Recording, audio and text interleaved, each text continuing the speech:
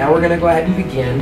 And the next thing I can tell her, and hopefully Stephanie and any of our patients that we have going through this process will know what this test is going to do, because we've used different tools and different, maybe a video, maybe different brochures or posters to communicate with her, or her doctor told her that this is going to give her 2 measures. But at the same time, I want to share with Stephanie that I want to remind her of what we're doing, because this can be overwhelming for someone their first time. So I make reference to the, to the chart, and I show it to her, and I say, Stephanie, we're going to get 2 basic measures. One is for your heart's health. It's going to show us your, this is the same measure that replaces a surgery that they could do called a cardiac catheterization, where they go in through your thigh. They do an invasive surgery that can cost thousands of dollars. They cut in through your thigh. They go right into the root of your heart, the root of your aorta. They put a catheter right there to tell you your central aortic systolic pressure. So number 1 is we're going to get a measure of your heart.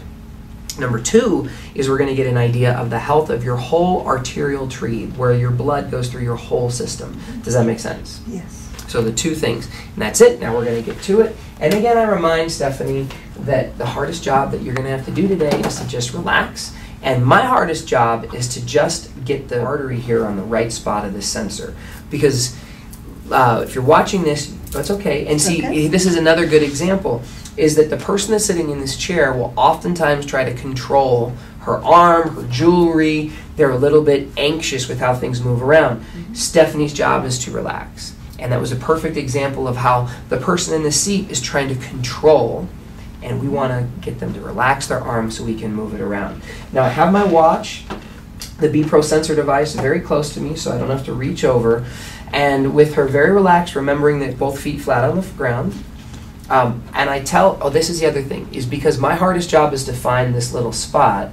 I tell Stephanie, or the person sitting in this chair, that sometimes I get it right on the first try, and sometimes it takes me a few times. This gives me, if I don't get it right the first time, I've told her, sometimes it takes a couple of tries. And the more you do this, the better you'll get. Another thing is, I want you to see how I'm positioning my hands. I kind of put this hand over, and I can pull her wrist just a little bit back. And again, Stephanie's doing a great job of trying to help me. But I want to go ahead and I expose her wrist. See, her hand is straight. I want to move it like this with my other hand here, so that I can put 3 fingers right. There's a little bone right here on her that's attached to her thumb. I put these right above, right here. With these 3 fingers, I'm looking for that pulse that is going to be underneath one of those 3 fingers. And when you're first getting started, you can take a red pen and you can put a little dot right where you felt the pulse. As you get better, what I like to do, you can see I didn't even actually make a dot. What I like to do is I like to hold my finger right on the spot and then put the device right on it. So there we go. Now, if you can pull back just a little bit with the camera.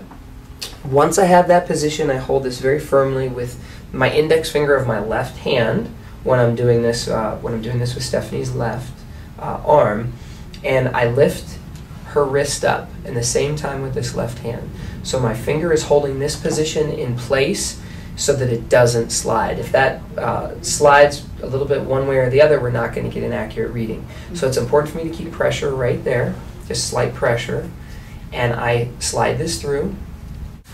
Depending on the size of Stephanie's wrist, for those people who have really petite wrists, you might need to use a spacer to go ahead and make sure that the Velcro actually creases. In this case, we don't have to do that because Stephanie's wrist is normal size, so to speak. But if we did, you can see I'm still holding this position, and I'm not squeezing very hard, am I?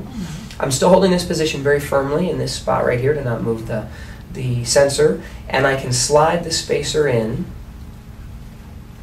and then cinch this down. Now before, I'm not going to use the spacer in this case, but again, watch how I did that.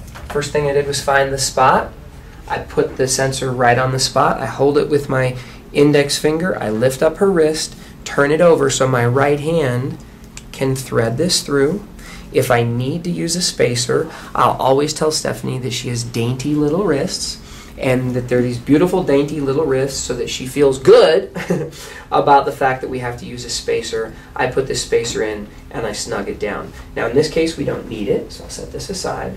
And I'm going to cinch this down, and before I actually snug it down, I'm going to share with Stephanie, I've never let go of my finger, by the way. I'm going to share with Stephanie, this could be more, this is going to be more snug than your watch. So I'm going to get this a little tight. And did you hear me, Stephanie? It could be a little more snug than a watch. Okay, excellent. And now I set her wrist down. I'm setting her wrist down so that knows I'm not putting it where the watch is straight up and down in the air, and I'm not putting it on the back. I have it sitting so that the bones are in alignment and that the watch is well, sitting at that 90-degree angle to the table. So Stephanie's doing great so far. The other thing to go ahead and point out is which way to put the watch on. When we're using the left wrist, you want to have the this cord coming out towards your fingertips. Remember I said if we need to use the right arm, well, you'd reverse the direction. So this cord, if we're going to use the right arm, goes the other direction. It would come down her arm. But we're using the left, which is what you use 90% of the time, and it comes out right towards the fingers. So now we're ready to go. Sometimes your screen will get dark, and sometimes if it does, you just need to release the screen. And if you press the power button here, this little start button, you just need to hit it once. And you have the screen pull up that'll give us our cardio pulse wave. Now nothing is started yet because we haven't turned on the device. So from my position, Whitney, if you can kind of look right over my shoulder, from my position I'm going to touch these two sensors at the same time, pinch them together to turn the device on. And this is what I'm looking for. And if you can get kind of close to this screen, what we're looking for is you can see that it says positive there. It says POS, where we've got a good read. You can see the heartbeat here, and you can see that this says low. Sometimes it'll say low, sometimes it'll say high. What we're looking for is that good rhythm. This gives me an idea of whether or not I have the right fit on your wrist. If it doesn't say that, it doesn't necessarily mean I didn't get a good read. But oh, it's also important that if the screen does not come on when you use these two, this top and bottom, it could be that you put more pressure on the right or the left, and it could try to reset the clock or something. So when that happens, you just turn it back off. Now if you want to look at the screen here, you can see that we now have the pulse waveform. And it's important for Stephanie to stay still while we're calibrating this, and especially during the screening, because if she moves, watch the screen, it's going to send off the sensor. Now this is kind of a small waveform, and what you can see is once this completes a whole cycle, we can put the cursor, as you can see on the screen, and we can zoom in. All you got to do is click on the screen once, it'll zoom in so you can have the right pulse wave. Now when you are doing the certification, this is the exact pulse wave form that we're looking for. You can see that anyway, you'll get adjusted to what these things look like, but that's the waveform you're looking for. If your waveform does not look like this, then you might need to readjust. And if you look at the watch again, by the way, you can see that this says good. We've got a good read on the watch.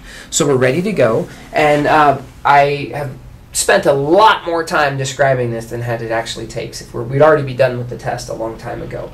As soon as I get this set up, I turn the watch on.